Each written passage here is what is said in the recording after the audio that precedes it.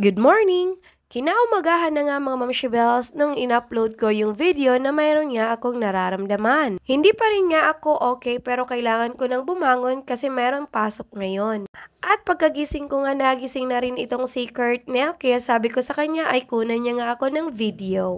Kahit nga hindi na maganda ang pakiramdam ay magba-vlog pa rin. Lumabas nga ako dyan kasi pupunta ako ng tindahan para bumili ng kanilang gatas at pati na rin ang aking kape. Dito na nga ako dumaan sa likod bahay namin kasi hindi ko sure kung bukas na nga ang tindahan. Buti na lang at bukas na nga kahit medyo maaga pa nga ang mga oras na ito. Hindi ko rin inakala na susundan pa ako ni Kurtnell kaya sabi ko ipagpatuloy niya na ang pagkukuha ng video. Medyo maaga pa nga kaya wala pang masyadong sasakyan ang dumadaan. Dahil kung rush hour na, tiyak aabutin tayo ng 48 years bago tayo makatawid. Bibili lang nga pala ako ng gatas, conditioner, pati na rin yung paborito kong kape. Dahil kahapon ay nag-shampoo na sila, kaya ngayon magko-conditioner na lang yung mga bata. Panay nga ang lingon ko sa anak ko kasi tinitingnan ko kung kumukuha pa rin siya ng video. Hindi nga ako nagkamali, mga mamshibels, patuloy pa rin siya sa pagkukuha ng video. Sabi ko nga, sandali lang, gusto ko sanang sabihin sa kanya na ihinto niya na muna yung pag-video at kunan niya na lang ako pagbabalik na. Pero dahil sa may kalayuan din siya ay hindi ko na nagawa.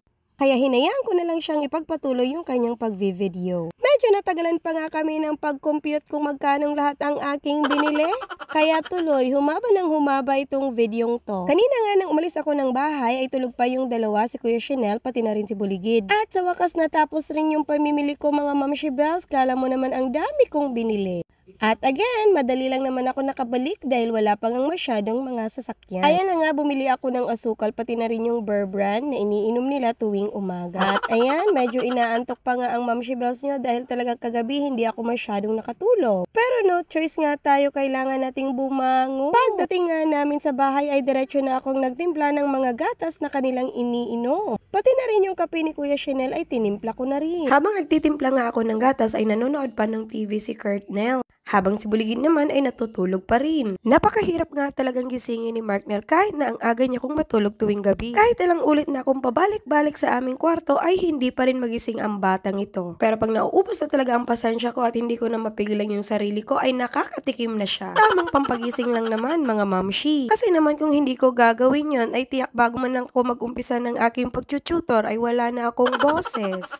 Nasabi ko na nga sa mga nauna ko pang vlog na hindi talaga ako nagluluto tuwing umaga. Dahil talaga namang hindi sila kumakain. Dahil siguro hindi rin sila nasanay na nagluluto ako. Kaya tuwing umaga umiinom lang sila ng isang basong gatas at tinapay. Nilagyan ko na nga ng mainit na tubig para matunaw yung gatas at asukal.